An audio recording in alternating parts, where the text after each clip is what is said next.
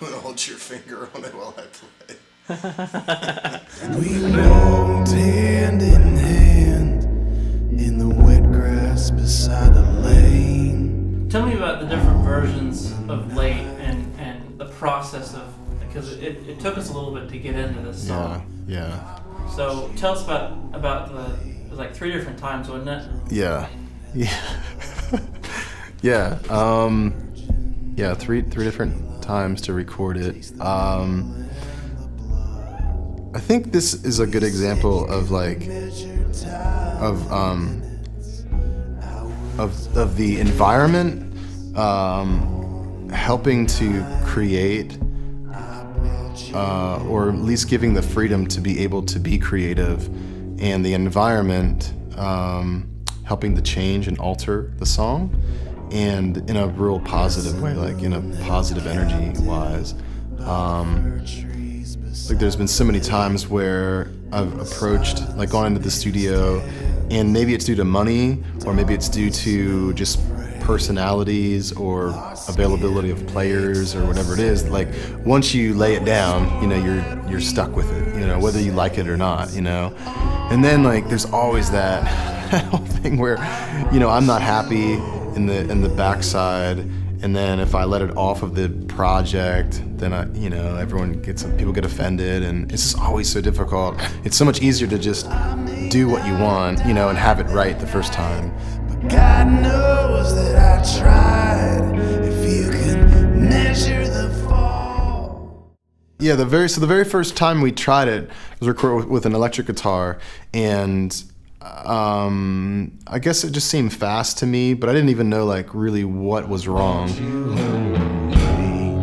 I brought you home late. We were drunk on heaven's love. Kiss the virgin, walk the tree line, taste the metal and the blood. We said you couldn't measure time. So go back over with like that. I don't know. What do you hear? I don't know. What am I getting just a rough scratch vocal on it? Yeah. I think I feel better like knowing what can kind of like where she'll go. Mm-hmm. Yeah, let's do that. Let's do a scratch vocal real quick. So we burned rough copies, and just listening to it over the week or whatever, it was like this really scary phone call to make, because I didn't know like how Ryan would take it, in saying like, hey, I'd like to just completely dissect this song and scrap it and start all over again.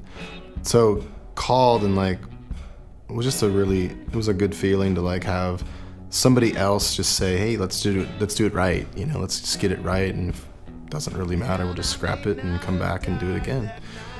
So that made me feel really good, and made me feel like, obviously it's like, well, there's a person that you can really trust, like sees the art in it and sees the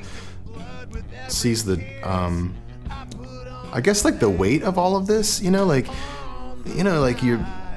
I spend years writing something. I don't know how long it took me to actually finalize this song, in the writing process, but it was I probably started working on it maybe 2 years prior, and it's just been like 2 years of like, not really laboring over it, but just allowing the song to come out, and allowing it to form itself and to become what it is. And then to like end up taking the time to actually record it and track it, and then never be happy with it, and so it was just really nice to have the freedom to know that like we can go back in and start all over again, and that was cool, and there was no hard feelings, and there was no like anything weird about it, So we came back and changed the guitar tone, and I still wasn't happy with it. We walked hand in hand in the wet grass beside the lane. On the night I brought you home late. I brought you home late. We were drunk on heaven's love. Kiss the virgin, walk the tree line, taste the metal and the blood. We said you couldn't measure time in minutes, hours or days. On the night I brought you home late.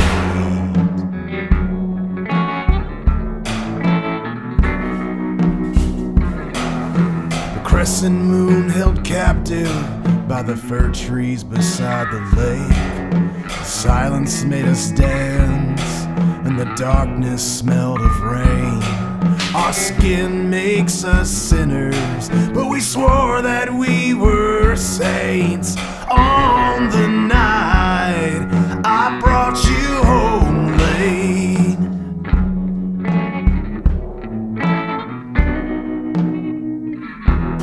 Well, I may not have died that night, but God knows that I tried. If you can measure the fall, you can see how high the climb. And then I like made the phone call again, and I had an idea of what I wanted to try with it.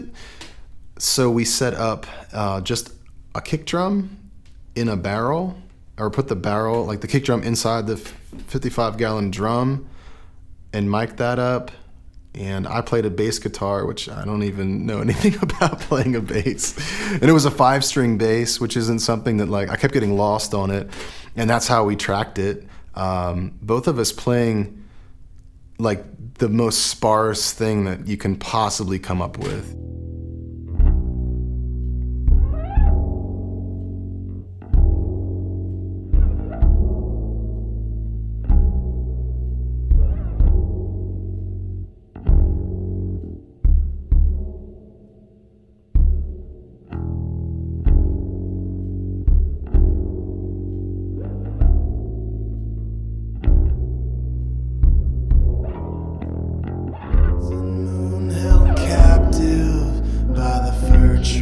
Beside the lake, and the silence made us dance. The darkness smelled of rain, and our skin makes us sinners, but we swore that we were saints. On the night I brought you home late.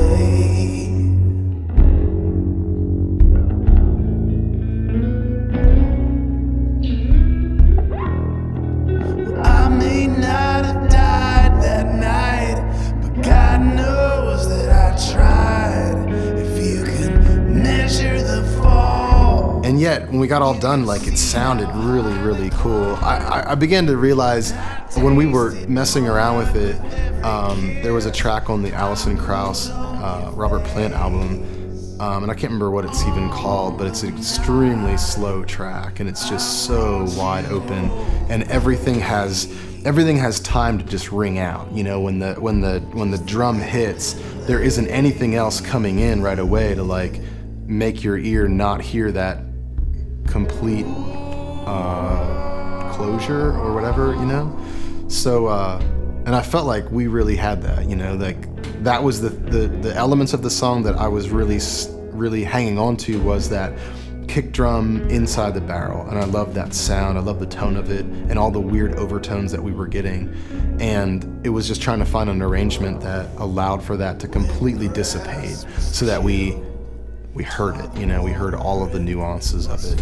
And I felt like my guitar playing even was stepping all over that. Cover me with your name, and in the east our silhouettes sit